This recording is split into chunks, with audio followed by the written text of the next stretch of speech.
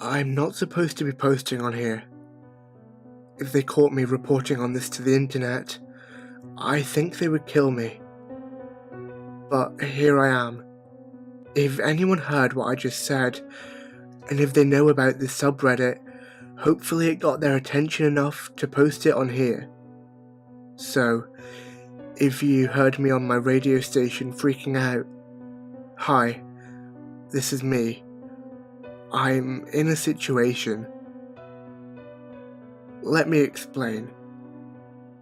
Every day, my job is to read from a list I'm given. Every day, at the same time, the station goes on air, and then I read. When I'm done, I go to the room that they have provided me.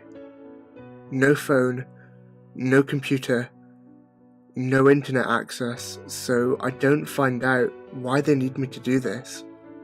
I've been doing this job since as long as I can remember, really. Truth be told, the only thing I remember about my life before this job is this subreddit and how I love to read the stories on it. I read so much that they kept me awake all night. This isn't just a story to lie awake thinking about. It's a call for help. If you are reading this, and you know who you are, you'll know what to do. Because you heard me. You heard me in real life.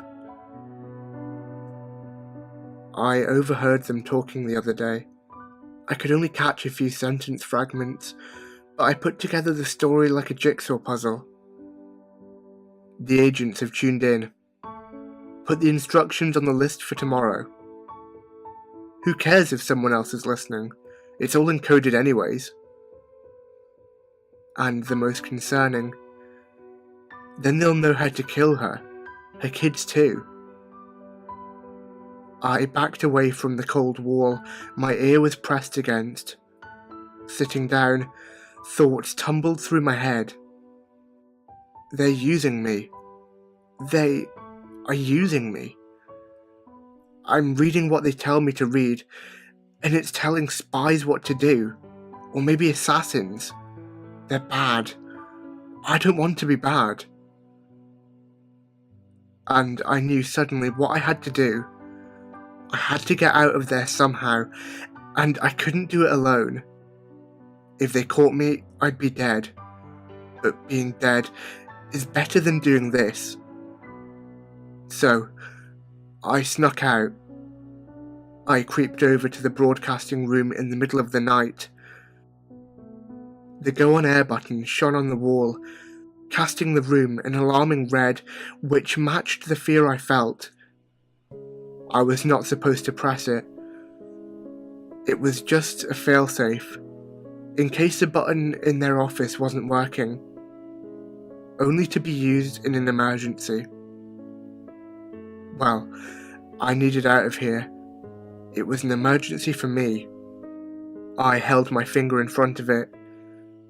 I knew I only had a certain amount of time before they noticed I was broadcasting. I had to read some of the numbers and words, so it would get past their filters, but if I went on for too long, they would notice.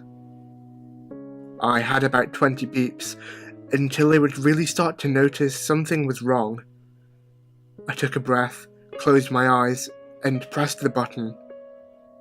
Then, when I pressed it, it made me jump in my chair. Luckily, it wasn't too loud. 2. I started shakily from the list. 5. Sailboat. 7. Conifer. I took a breath. Oh God. I hope they aren't listening. I steadied myself. Okay, I started. There was a beep immediately. 20 left, I reminded myself. Okay, listen, if there's anyone listening to me, please. I was cut off by another beep. I realized how crazy I was. No one would be tuned into this station. Who am I kidding? No one will be listening to this, I said out loud. but then caught myself. My only chance was if someone was listening, so I had to keep going. If there's anyone listening, Another beep. I didn't have much time left. I cursed. Remember this. I was about to give the message, but then realised that I hadn't read from the list in a while.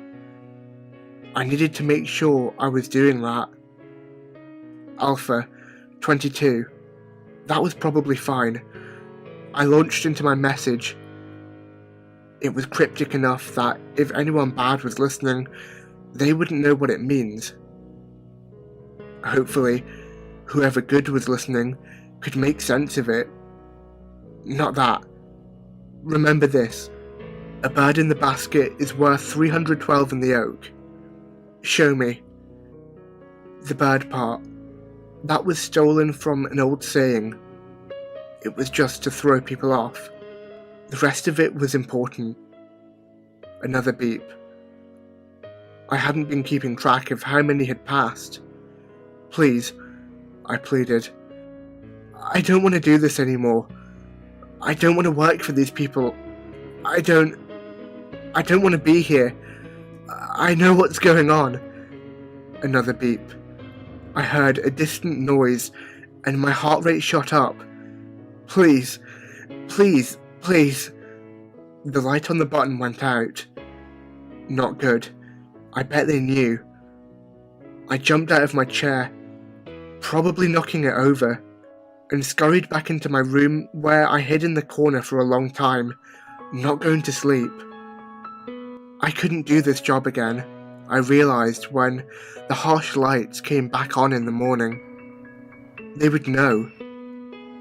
I had to hide until whoever might have heard me found me. Big if, but now that I made my message, I couldn't face them again. I eventually found some metal rungs leading to inside the ceiling, and that's where I've been hiding for the past few days. It was a miracle to get my hands on a phone one of them had dropped to post this. I made a brand new account, just to make sure it wasn't connected to me. Now, all I can do is wait.